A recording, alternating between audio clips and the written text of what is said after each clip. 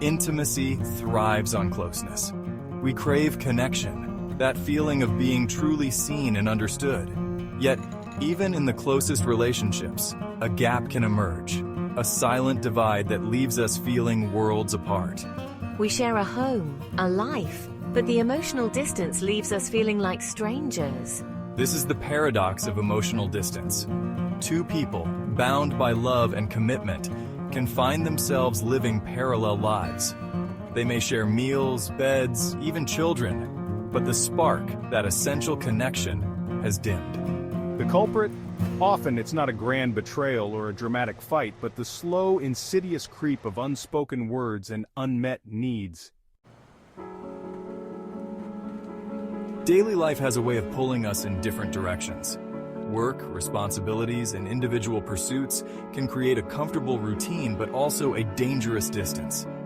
We become so caught up in our own worlds that we forget to truly see the person across from us. Their interests diverge, their conversations become transactional, and the shared laughter fades. They inhabit the same space, but the emotional resonance is gone. This is how couples end up living separate lives, even when together. The key is to recognize the signs of this emotional drift and take steps to bridge the gap before it becomes insurmountable. Communication is the cornerstone of any relationship, but it's not just about talking, it's about truly connecting. When communication breaks down, couples start speaking different languages. Words are said but not heard. Needs are expressed but not met. Resentment festers, pushing them further apart. This disconnect can manifest in subtle ways. A distracted nod during a conversation, a dismissive wave of the hand. These seemingly small gestures speak volumes. They chip away at the foundation of intimacy, leaving both partners feeling unseen and unheard. To bridge the emotional distance, we must first master the art of listening. Active listening involves not just hearing the words being spoken, but truly absorbing their meaning. It means putting aside our own thoughts and judgments and focusing intently on our partner's experience. Active listening goes beyond verbal cues. It's about noticing the subtle shifts in body language, the unspoken emotions lurking beneath the surface. It's about creating a safe space for vulnerability, where both partners feel seen, heard, and understood. Empathy is the cornerstone of connection. It's the ability to step into our partner's shoes, to see the world through their eyes, and to feel their emotions as if they were our own. Empathy is not about agreeing with everything our partner says or feels, but about validating their experience. When we approach our partners with empathy, we create a bridge of understanding. We show them that we care about their inner world, even if we don't always share their perspective. This fosters a deeper connection, allowing for vulnerability and emotional intimacy to flourish. Reclaiming intimacy, shared moments, shared lives.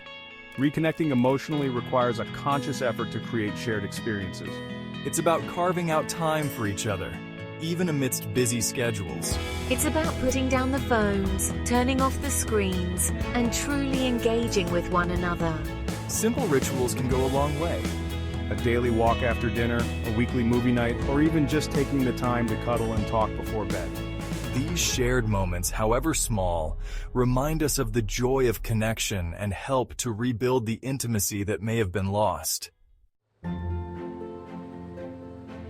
Reigniting the spark, rediscovering common ground. Relationships thrive on shared interests and passions. Over time, it's easy to fall into a rut and lose sight of the things that once drew us together. Rekindling the flame requires a willingness to rediscover common ground. This might involve trying a new activity together, revisiting an old hobby, or simply engaging in meaningful conversations about each other's interests. The goal is to find activities that spark joy and create shared memories. The work of love, nurturing the connection. Maintaining emotional intimacy is an ongoing process, not a destination. It requires effort, patience, and a willingness to show up for each other, even when it's hard. It's about choosing each other day after day and making the relationship a priority. Just as a garden needs tending to thrive, so too does a relationship. It requires regular nurturing, open communication, and a commitment to growth. Embrace the journey with all its ups and downs, and remember that the rewards of a deep and meaningful connection are well worth the effort.